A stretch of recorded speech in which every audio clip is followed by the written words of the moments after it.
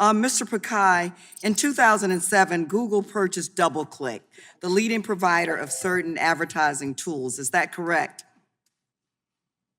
That's correct, Congresswoman. When Google proposed the merger, alarm bells were raised about the access to data Google would have, specifically the ability to connect a user's personal identity with their browsing activity. Google, however, committed to Congress and to the antitrust enforcers that the deal would not reduce user privacy.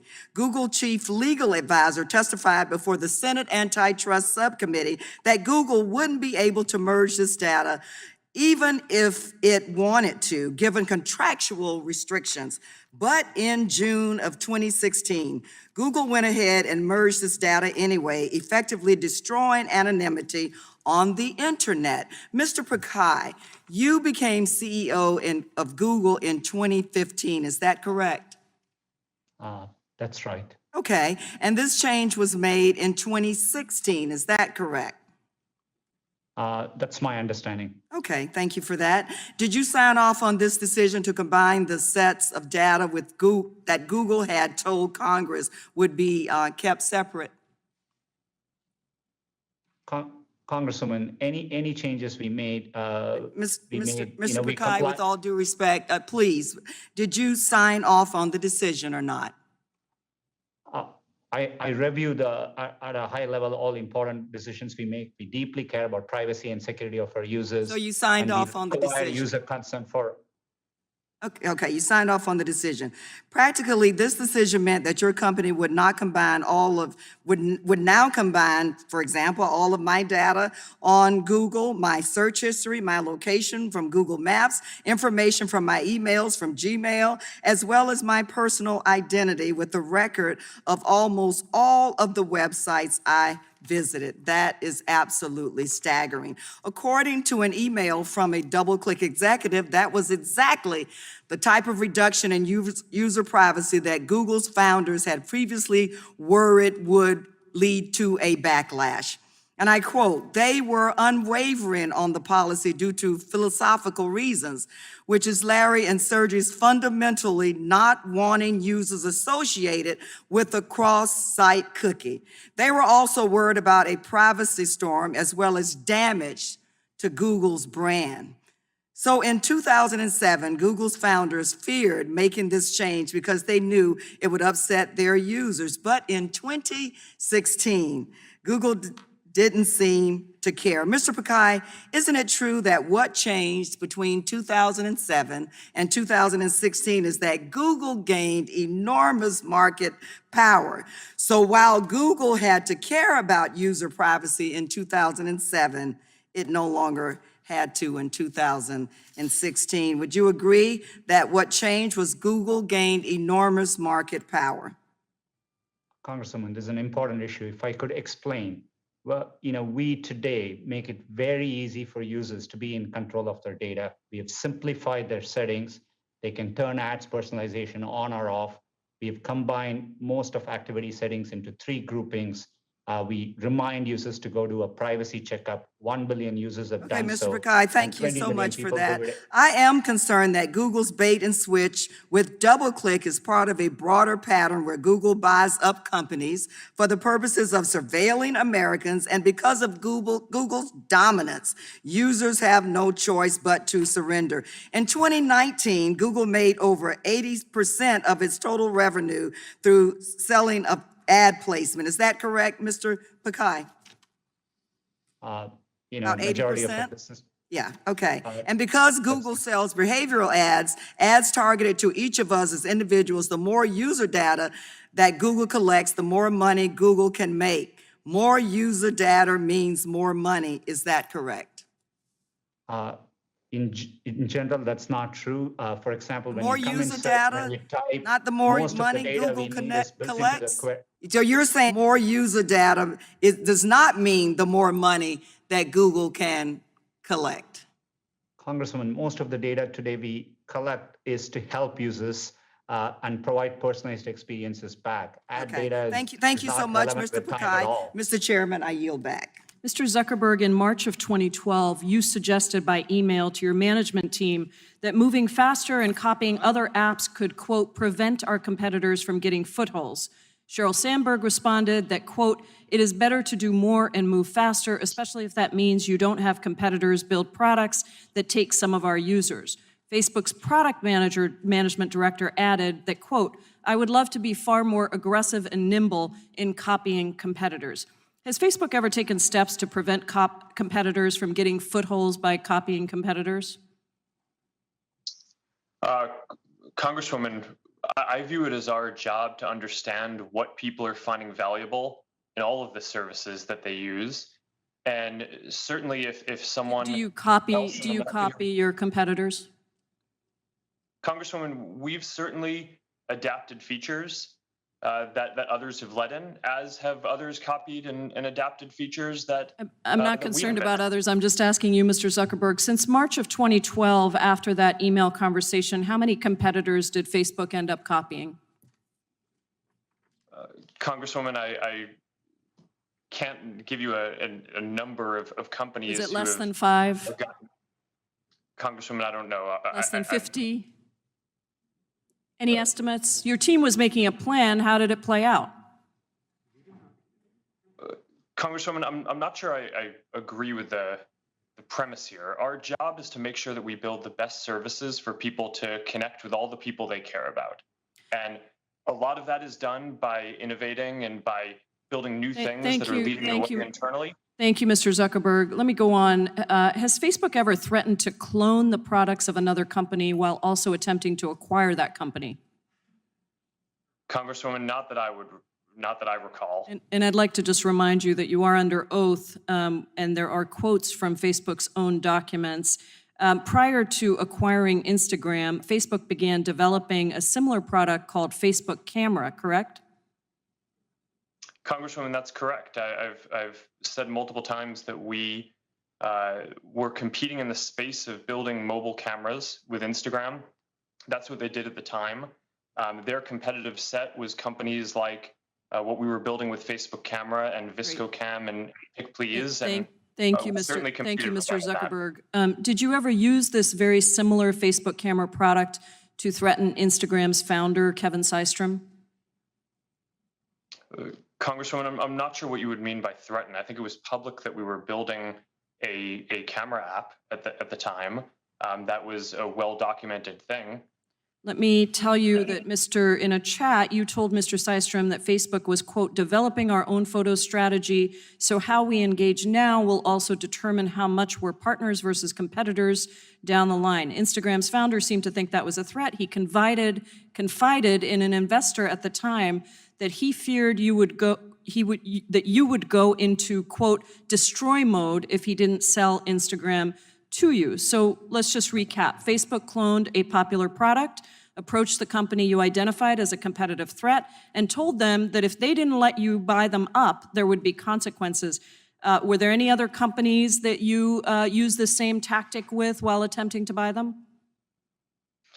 Congresswoman, I want to respectfully disagree with the characterization. I think it was clear that this was a space that we were going to compete in one way or another. I don't view those conversations as a threat in any way. I'm just using the documents and the testimony that the committee has collected from others. Did you warn Evan Spiegel, the founder of Snapchat, that Facebook was in the process of cloning the features of his company while also attempting to buy Snapchat?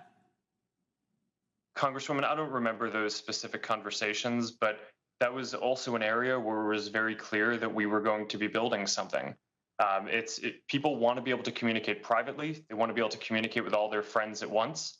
And we're going to make sure that we build the best products in all of the spaces that we can around helping people stay connected with the people they care about. I appreciate that, Mr. Zuckerberg. I think the question again here is, when the dominant platform threatens its potential rivals, that should not be a normal business practice. Facebook is a case study, in my opinion, in monopoly power because your company harvests and monetizes our data, and then your company uses that data to spy on competitors and to copy, acquire, and kill rivals. You've used Facebook's power to threaten smaller competitors and to ensure that you always get your way. These tactics reinforce Facebook's dominance, which you then use in increasingly destructive ways. So Facebook's very model makes it impossible for new companies to flourish separately, and that harms our democracy, it harms mom and pop businesses, and it harms consumers. Mr. Chairman, I yield back.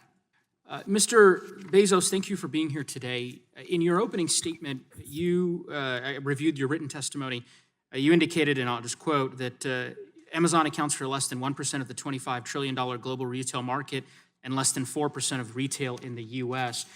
End quote, when you refer to retail, I take it, based on the empirical studies I've reviewed, you're referring to a broad definition of retail that includes restaurants, bars, gas stations. So it's a fairly all-encompassing view of retail.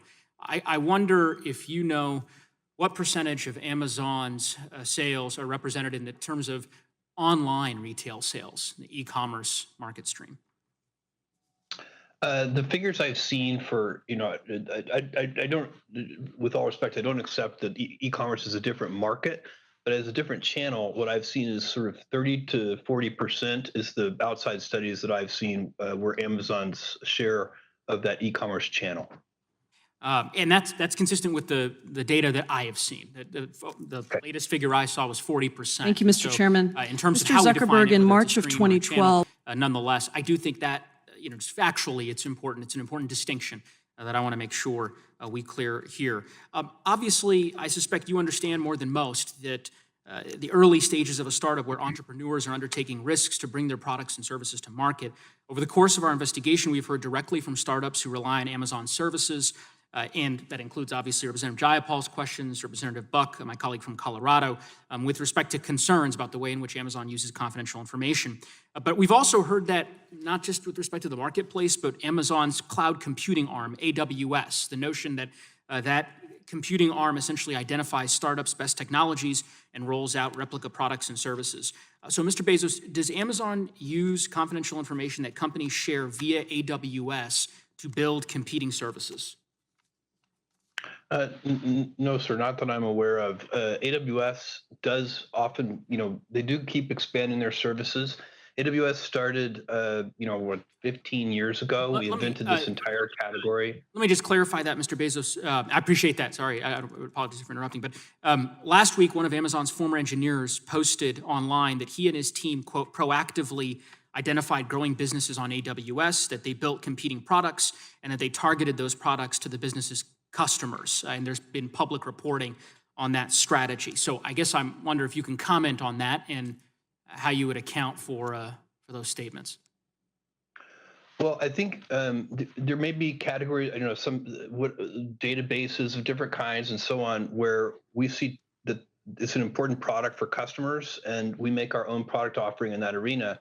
But it doesn't mean we stop servicing the other companies that are also making those products. We have competitors using AWS, and we work very hard to make them successful.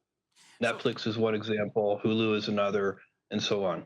I think the concern, Mr. Bezos, with respect, is that the pattern emerges across the different components in Amazon, whether it's the marketplace or whether it's the cloud service, as I mentioned. In addition, there was an article, I'm sure you're aware, in the Wall Street Journal regarding the Alexa Fund, that according to news reports, Amazon's venture capital fund, the Alexa Fund, had invested in a number of different companies. I believe you're familiar with the Alexa Fund investing, for example, in Defined Crowd Corp. Does that ring a bell? No, sir, I'm afraid it doesn't. Okay, well, I'll represent to you, according to the Wall Street Journal, and I'll just quote from them, when Amazon Incorporated's venture capital fund invested in Defined Crowd Corp, it gained access to the technology startup's finances and other confidential information. Nearly 4 years later, in April, Amazon's cloud computing unit launched an artificial intelligence product that does almost exactly what Defined Crowd does, said Defined Crowd founder and chief executive Daniel Braja. Does that refresh your recollection? Are you aware of those allegations? I read that article, but I didn't remember that piece of it. I apologize for that. I don't know the specifics of that situation, and I would be happy to get back to your office with more information about that. Well, I would appreciate, I certainly would welcome that, and to the extent that you all can follow up with the subcommittee with respect to this particular article and the different episodes that are referenced, both in terms of Define Crowd Corp. There's also another company called Nucleus that you may be familiar with.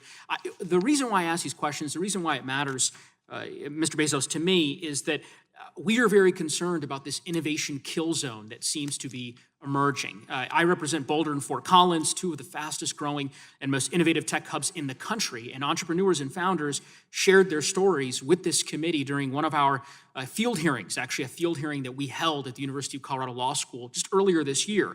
And they are extremely dependent on big technology firms, including in terms of investment and capital, yet they live in constant fear that the platforms could steal their core technologies or ideas, making it impossible to compete because of those existing advantages. So I see my time has expired, but we will certainly be following up with respect to the episodes that I referenced. With that, I would yield back. Gentleman's time has expired. Bezos, in July 2019, your employee, Nate Sutton, told me under oath in this committee that Amazon does not, quote, use any specific seller data when creating its own private brand product. So let me ask you, Mr. Bezos, does Amazon ever access and use third-party seller data when making business decisions? And just a yes or no will suffice, sir. I thank you for the question. I know it's an important topic, and I also want to thank you for representing us. I can't answer that question yes or no. What I can tell you is we have a policy against using seller-specific data to aid our private label business, but I can't guarantee you that that policy has never been violated. Mr. Bezos, you're probably aware that an April 2020 report in the Wall Street Journal revealed that your company does access data on third-party sellers, both by reviewing data on popular individual sellers and products and by creating tiny product categories that allowed your company to categorically access detailed seller information in a supposedly aggregate category. Do you deny that report? I'm familiar with the Wall Street Journal article that you're talking about, and we continue to look into that very carefully. I'm not yet satisfied that we've gotten to the bottom of it, and we're going to keep looking at it. Okay. It's not as easy to do as you would think because some of the sources in the article are anonymous, but we continue to look into it. I'll take that as you're not denying that, you're looking into it. I will tell you a former Amazon employee in third-party sales and recruitment told this committee, quote, there's a rule, but there's nobody enforcing or spot checking. They just say, don't help yourself to the data. It's a candy shop. Everyone can have access to anything they want.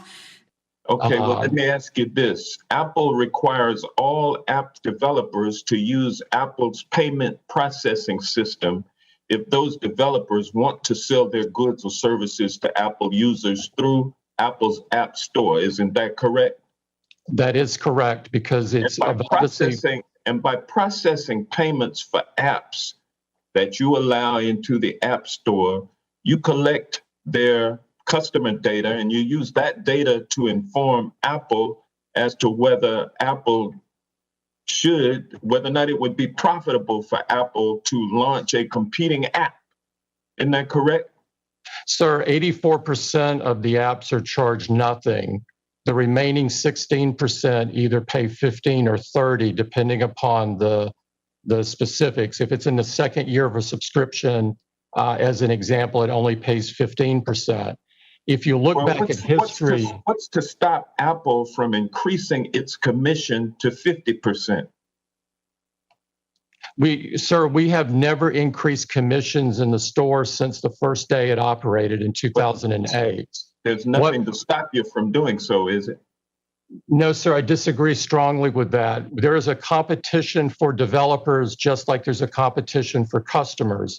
And so the competition for developers, they can write their apps for Android or Windows or Xbox or PlayStation. So we have fierce competition at the developer side and the customer side, which is essentially, it's so competitive, I would describe it as a street fight for market share in the smartphone business.